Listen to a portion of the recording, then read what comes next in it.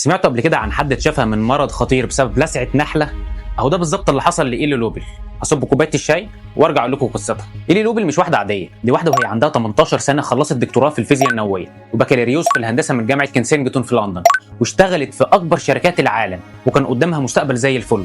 بس الحياه كان عندها راي تاني، وفي سنه 1996 وهي عندها 27 سنه وهي بتتمشى لدغتها حشره. هي افتكرت انها لسعت عنكبوت عاديه، بس ما كانتش تعرف ان دي هتبقى بدايه الكابوس. بعد سنه اكتشفت انها مصابه بمرض اللايم، وكان المرض انتشر في جسمها خلاص والمضادات الحيويه ما نفعتش معاها. اللي فضلت تحارب مرض اللايم ومرض تاني اسمه بابيزيا لمده 15 سنه. جربت كل حاجه بس مفيش فايده، صحتها بقت في النازل لحد ما الدكاتره قالوا لها انها ما تبقاش في حياتها الا شهور. في لحظه يأس قررت انها تروح لكاليفورنيا، مش علشان تلاقي العلاج بس علشان تعيش ايامها الاخيره في مكان بتحبه. بس القدر كان عنده خطه تانيه ليها. وفي يونيو 2011 بعد ما راحت كاليفورنيا بكام يوم، سرب من النحل الافريقي هاجمها، اللي اصلا كان عندها حساسيه شديده من النحل وكانت هتموت من لسعه وهي عندها سنتين، وعلشان كده كانت فاكره ان لسعات النحل دي هتقتلها. بس المعجزه ما حصلهاش الصدمه التحسسيه الانفلاكسيس، ولكن حصل حاجه غريبه جدا. اللي حصل لها حاجه اسمها جاريش هيركزايمر رياكشن. ده بيحصل لما بكتيريا بتموت بسرعه وبتطلع سموم في الجسم.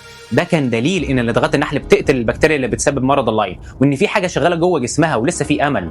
اللي اتفاجئت باللي حصل وبدات تدور على علاج بلدغات النحل. لقت دراسه سنه 1997 بتقول ان ماده اسمها الميلتين في سم النحل ممكن تقتل البكتيريا اللي بتسبب مرض اللايم.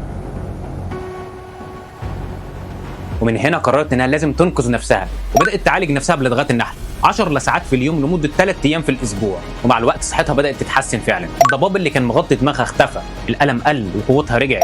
اللي ما اكتفتش انها تنقذ نفسها، ولكن كانت عايزه تساعد كل اللي بيعانوا من مرض اللايم، فتعاونت مع مزرعه نحل وبدات تعلم الناس عن علاج بلدغات النحل. كمان اشتغلت مع دكتوره في جامعه نيو هيفن على ابحاث عن النحل، ونتائج الاوليه كانت مبشره جدا. ملحوظه مهمه لازم اقولها، ان العلاج بلدغات النحل ما اعتمدوش رسميا في الاوساط الطبيه، ولسه بيعتبر علاج بديل وليه مخاطر محتمله كبيره، خاصه للناس اللي بيعانوا من حساسيه من لسعات النحل. علشان كده لازم وضروري جدا تسال الدكتور المعالج ليك قبل ما تفكر في النوع ده من العلاج. القصه دي فعلا غريبه، احنا بنحكيها علشان نفتح نقاش في الموضوع.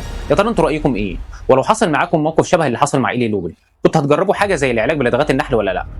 انا مهتم اعرف رايكم في الكومنتات.